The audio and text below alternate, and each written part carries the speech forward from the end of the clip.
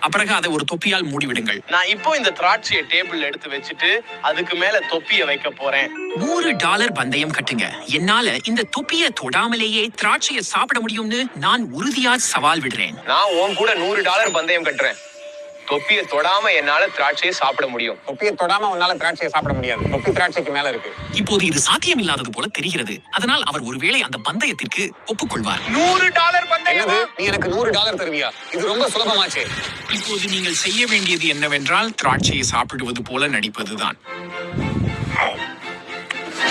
அப்புறம் அவர்கிட்ட பணத்தை கொடுத்துட சொல்லுங்க. $100. அவருக்கு ரொம்பவும் குழப்பமாக இருக்கும். அசாத்தியம், வாய்ப்பே இல்ல. ஒரே நேரத்துல லைக் சப்ஸ்கிரைப் பண்றதுதான் அசாத்தியமான ஒரே விஷயம். அவர் பந்தயத்துல தோத்துட்டதால பணத்தை தர சொல்லி நீங்க உறுதியா கேட்கணும். நான் இப்பதான் திராட்சையை சாப்பிட்டேன். நீ திராட்சையை சாப்பிடவே இல்ல. தொப்பிக்கிட்ட வாய் தான் கொண்டு போனேன்.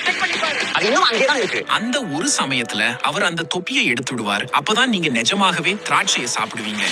வாய்ப்பே இல்ல. இல்ல.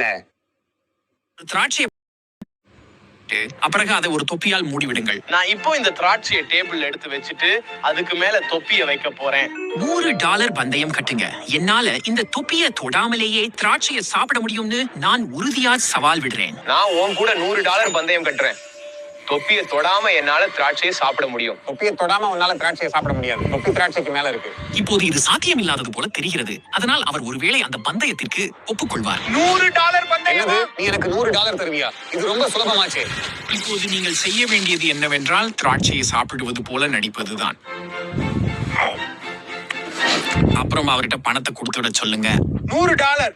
அவருக்கு ரொம்பவும் குழப்பமாக இருக்கும். அசாத்தியம், வாய்ப்பே இல்ல. ஒரே நேரத்துல லைக் சப்ஸ்கிரைப் பண்றதுதான் அசாத்தியமான ஒரே விஷயம். அவர் பந்தயத்துல தோத்துட்டதால பணத்தை தர சொல்லி நீங்க உறுதியா கேட்கணும். நான் இப்பதான் திராட்சையை சாப்பிட்டேன். நீ திராட்சையை சாப்பிடவே இல்ல. தொப்பிக்கிட்ட வாய் தான் கொண்டு போனேன்.